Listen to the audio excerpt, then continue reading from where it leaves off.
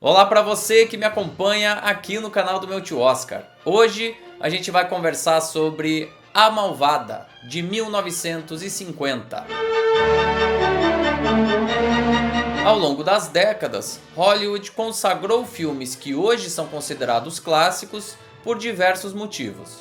E O Vento Levou é um dos filmes mais assistidos de todos os tempos. Casablanca eternizou a cena final. Ninguém esquece do beijo na praia em A um Passo da Eternidade, e nem resiste ao número musical de Gene Kelly em Cantando na Chuva. Mas se a gente for pensar em histórias sobre o próprio showbiz, certamente A Malvada é um dos mais marcantes e bem realizados. Fasten your seatbelts. It's going to be a bumpy night.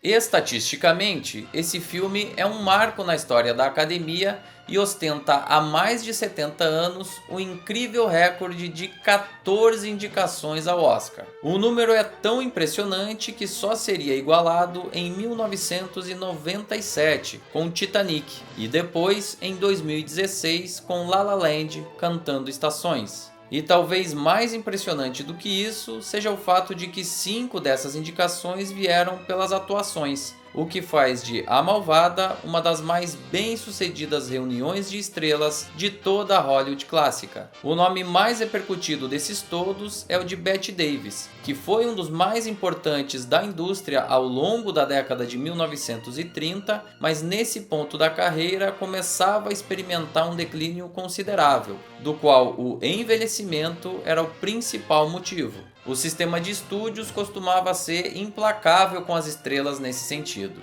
e nem mesmo os 2 Oscars vencidos por ela anteriormente amenizaram as consequências da idade. Somado a isso, você tem uma característica peculiar da atriz, que é a capacidade de interpretar personagens de difícil trato com primazia.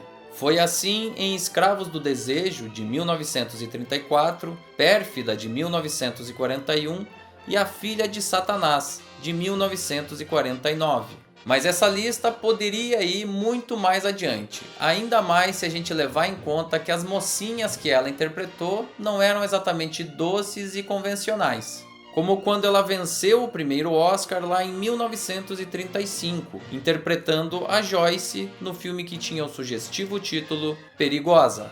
A Malvada é feito praticamente sob medida para Bette Davis, já que a protagonista é uma atriz envelhecida chamada Margot, que muito embora tenha uma carreira consolidada, começa a ver seu status de estrela ruir com a chegada de uma fã e aspirante atriz chamada Eve, ou em português, Eva. Is there anything else I can do? Thank you, Eve. I'd like a martini, very dry. I'll get it. What'll you have? A milkshake? A martini. Very dry, please. Bette Davis venceu a Palma de Ouro em Cannes por esse que é sem dúvida um dos melhores trabalhos da carreira e conseguiu também a 9ª indicação ao Oscar. No entanto, ela teve que dividir os louros da academia com a co-protagonista Anne Baxter, que interpreta a personagem Eve e foi lembrada na mesma categoria. Essa dupla indicação atrapalhou a performance de ambas na temporada, favoreceu uma divisão de votos e abriu caminho para a vitória de Judy Holliday, do filme Nascida Ontem. E a responsável por isso foi a estratégia desastrada de campanha promovida na época pela 20th Century Fox. Na minha opinião, por mais que a Anne Baxter seja um ativo crucial para o desenvolvimento da história e os pontos de virada do roteiro, esse filme é muito mais sobre os conflitos de aceitação que vêm com o amadurecimento do que sobre a ambição de uma jovem estrela. A história nos apresenta uma personagem totalmente obcecada pela sua ídolo e que em seguida começa a trabalhar para ela com carinho e devoção.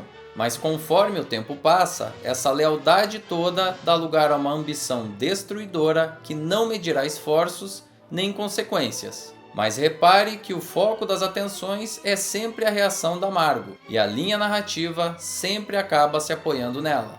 Don't get up. And please stop acting as if I were the Queen Mother. I'm Sorry, I didn't Outside of a beehive, Margot, your behavior would hardly be considered either queenly or motherly. You're in a beehive, pal, didn't you know? We're all busy little bees, full of stings, making honey day and night. Aren't we, honey? E falando em roteiro, é impressionante ver como esse trabalho é provavelmente um dos melhores de todos os tempos. Todos os personagens, todos os pontos de virada e todos os diálogos estão absolutamente redondos, se encaixam com perfeição e fazem de cada nova cena uma surpresa narrativamente agradável. Mais do que descobrir o destino de cada um dos personagens, a gente fica ansioso pelo próximo embate entre personalidades tão distintas. A Margot é intensa e furiosa, mas também vulnerável, muito ao contrário da fria e calculista Eve. E a gente ainda é brindado com personagens secundários de altíssimo calibre. Celeste Holm e Thelma Ritter foram ambas indicadas na categoria de melhor atriz coadjuvante, e como se a escalação já não fosse suficientemente boa, tem ainda uma breve participação da estrela em ascensão na época, Marilyn Monroe. Dear Margot, you were an unforgettable Peter Pan. You must play it again soon.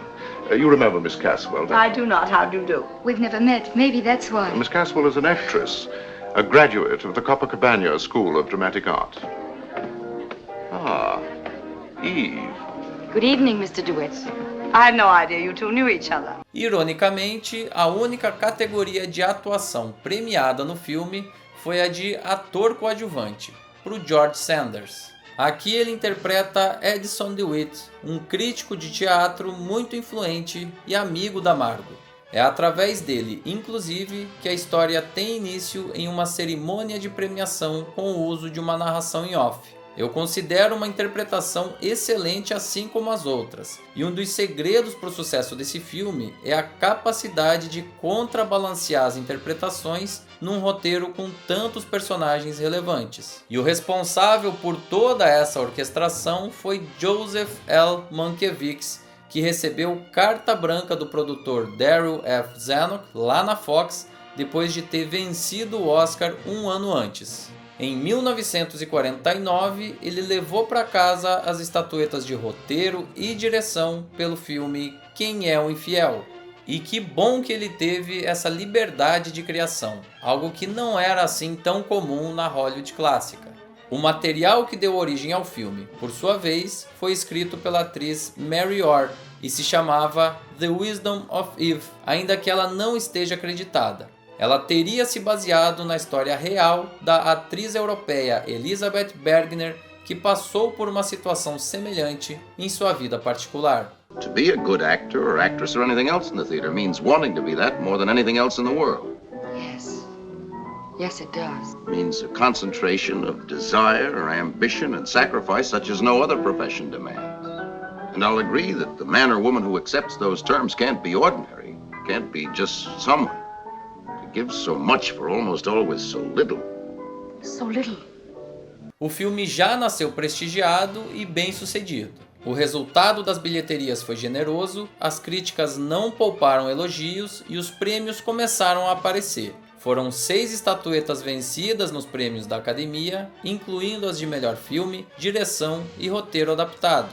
Décadas mais tarde, o American Film Institute incluiu a obra entre as 30 maiores de todos os tempos. O Sindicato de Roteiristas nos Estados Unidos considerou o texto um dos 5 melhores da história do cinema, e os frequentadores do site IMDb avaliaram o filme como um dos 150 melhores do banco de dados. E isso, diga-se de passagem, só reflete o quanto essa história é atemporal. Além das qualidades inegáveis do filme, o que a gente tem aqui é uma obra que não perde o seu valor narrativo. Os temas e conflitos abordados continuam sendo relevantes. Inveja, ambição, traições, ética, tudo o que nos rodeia como sociedade no dia a dia.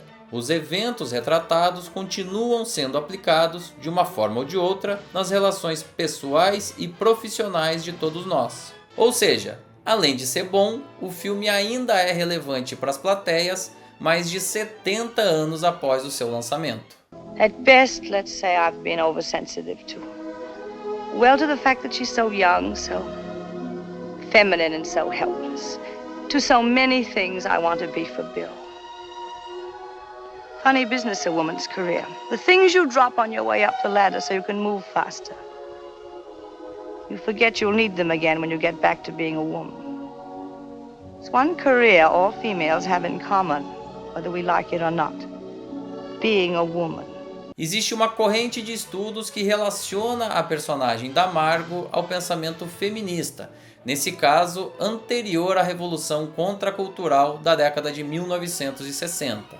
Isso porque ela é uma mulher independente, sarcástica, inteligente e que não se curva ao que é socialmente esperado dela. Não existe o conceito de família, marido ou filhos, pelo menos na sua forma mais clássica. E mais do que isso, ela percebe ao longo da história que até mesmo para o sucesso existe um momento de início, meio e fim. Um desdobramento cruel que valoriza a jovialidade e a beleza física. Então, em algum momento, ela voltará a ser uma mulher como todas as outras, porque esse é o ciclo natural das coisas. Existem discordâncias dessa interpretação e eu não entro muito nessa questão por não conhecer as linhas de pensamento do feminismo. Mas é evidente que o papel das mulheres aqui é amplamente destacado em relação ao que era padrão em Hollywood até a década de 1950.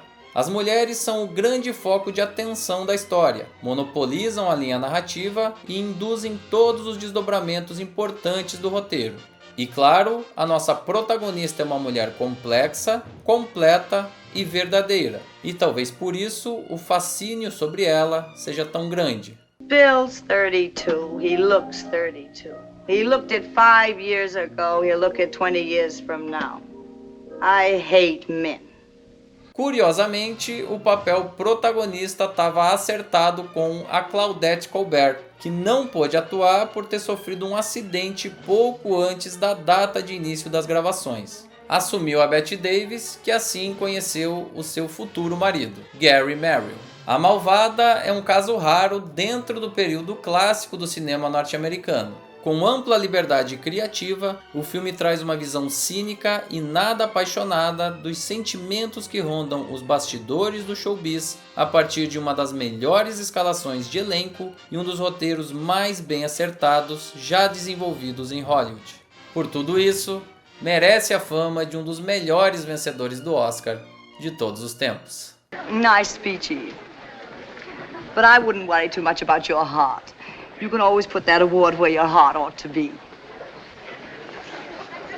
E para encerrar esse vídeo, falta você. Qual é a sua opinião sobre A Malvada e principalmente sobre o roteiro desse filme? Você gosta? Deixa o seu recadinho aqui embaixo. Também não esquece de curtir, compartilhar o material, se inscrever no canal e ativar as notificações no sininho. A gente segue analisando todos os filmes indicados pela Academia na categoria principal de 1950 e a próxima atração vai ser O Papai da Noiva, uma comédia estrelada por Spencer Tracy e Elizabeth Taylor. Tá imperdível e eu te espero aqui.